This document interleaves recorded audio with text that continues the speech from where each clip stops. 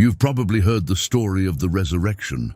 The stone rolled away, the empty tomb, the disbelief of the guards, and the astonishment of the women. But have you ever stopped to ask what happened after that moment?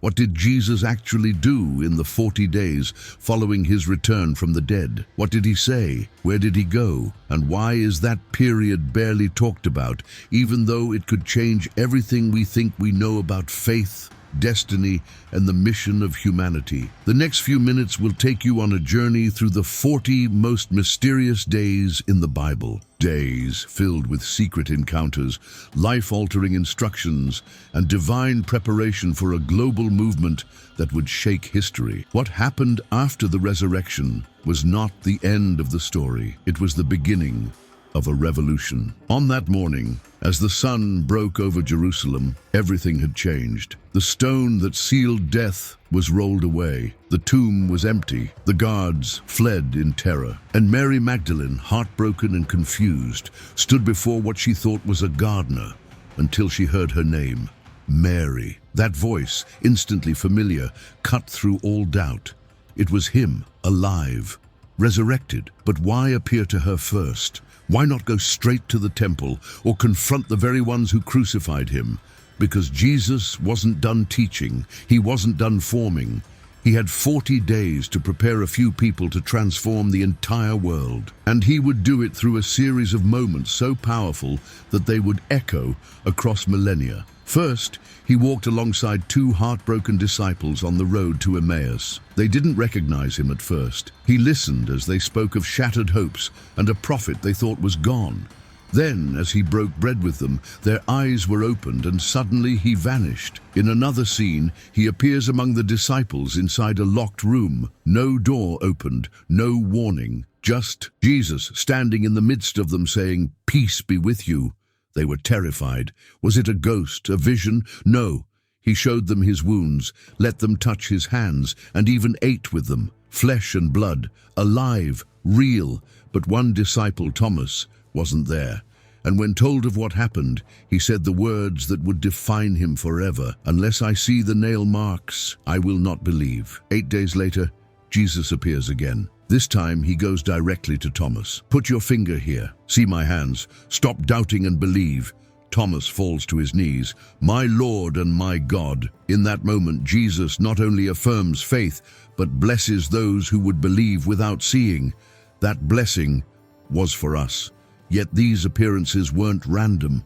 They were strategic. Every encounter served a purpose. Jesus wasn't just revealing himself. He was teaching, preparing, giving final instructions. He spoke about the kingdom of God.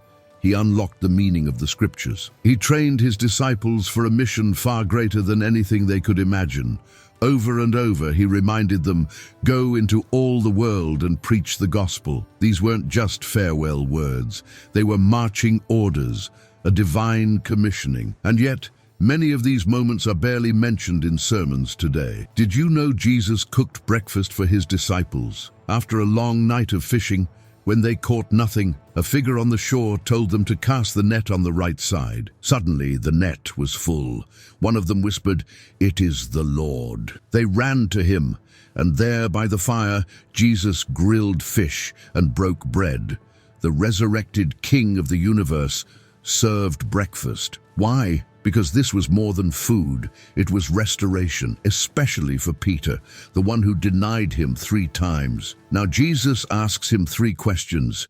Do you love me? Again. Do you love me? And again. Do you love me? Each answer heals a wound. Each word reaffirms a calling. Feed my sheep. The broken fisherman was being rebuilt. Not just forgiven, but empowered. And that's something we often forget. The resurrection didn't just bring life, it brought restoration. One of the most mysterious facts? The Bible says Jesus appeared to over 500 people during those 40 days, but we don't know how or when. Who were they? What did he say? The Bible doesn't give details. That silence is loud. It reminds us, not everything was written down. Some encounters were so personal, so sacred, that they lived only in memory and faith. Maybe you've never heard a preacher talk about these appearances. Maybe you've never even considered what Jesus was doing during that time. But those 40 days were the bridge between resurrection and revolution, between fear and fire, between despair and destiny. But why 40 days? Why not a week or a year? In the Bible, the number 40 always signals transformation. The flood lasted 40 days, cleansing the earth. Moses spent 40 days on the mountain, receiving the law. The Israelites wandered 40 years, being purified. Jesus fasted 40 days in the wilderness before beginning his ministry. And now, 40 days after conquering death, he was preparing his followers to carry the torch. It wasn't random, it was rhythm, a divine pattern. Finally, it was time. On a hill outside Jerusalem, Jesus gathered his disciples one last time. He spoke words that would carry into eternity. "You will receive power when the Holy Spirit comes upon you, and you will be my witnesses to the ends of the earth." And then, as they watched, he ascended, slowly, rising into the clouds until they could see him no more. Silence, stillness, wonder, but not sorrow, because he had promised, "I am with you always." Those 40 days may be the most overlooked chapter in the story of Jesus, but they're also among the most essential, because they teach us something profound, that after the miracle comes the mission. After the victory comes the vision. Jesus didn't just rise to prove a point, he rose to launch a movement. And today, that movement includes you. Maybe you're in your own 40-day season right now, a time of waiting, of uncertainty, of transition. Don't waste it. Jesus used his 40 days to prepare, restore, and empower. What if your waiting isn't punishment, but preparation? What if this is your moment to be refined before being released into purpose? But the story doesn't just stop with the ascension, because what Jesus set in motion during those 40 days was only the ignition point. The real explosion, what truly transformed the world, was what came after. You see, before he left, he made a promise.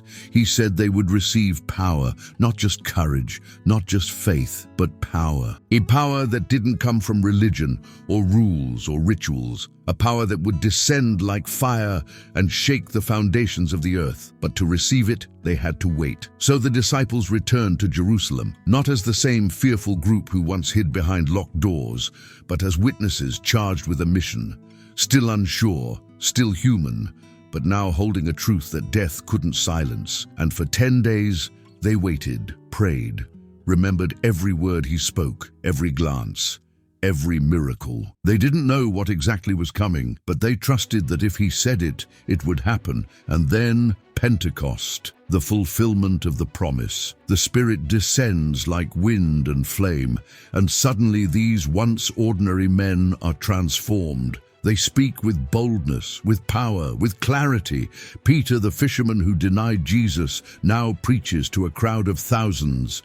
And that day, 3,000 souls believe. The movement begins. But that foundation, those words, those teachings, that restoration, all of it happened in those 40 days.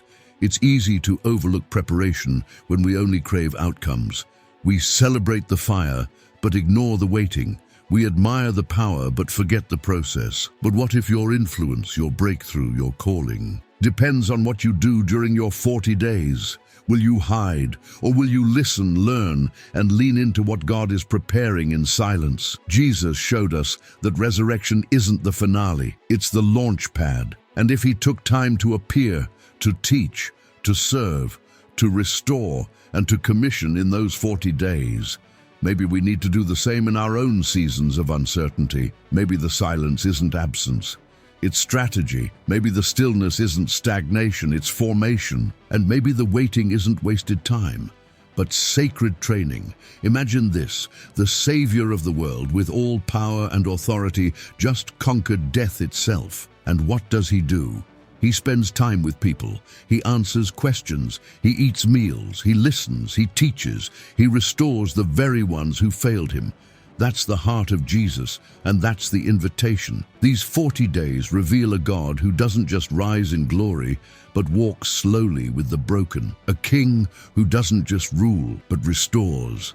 And maybe that's what makes those 40 days so powerful, because in them we see not just the majesty of Christ, but his mercy, not just his triumph, but his tenderness. It wasn't about a final show of divine strength. It was about intimate moments of preparation. And maybe, just maybe, that's the kind of God the world needs to see now more than ever. So what will you do with this knowledge? Will it be just another story? Or will it shift something inside you? Will it challenge you to see your current season through a new lens? Because the same Jesus who appeared to his disciples still appears today, not in the flesh, but through his word, his spirit, and his people. And just like them, you are being called, you are being prepared, you are being empowered, you are living in your own post-resurrection days. Whether you feel it or not, you are not abandoned, you are not forgotten. You are not waiting in vain. What you do with this time matters. What you choose to believe, to heal, to build, to speak could change everything. Because these aren't just quiet days. These are holy days.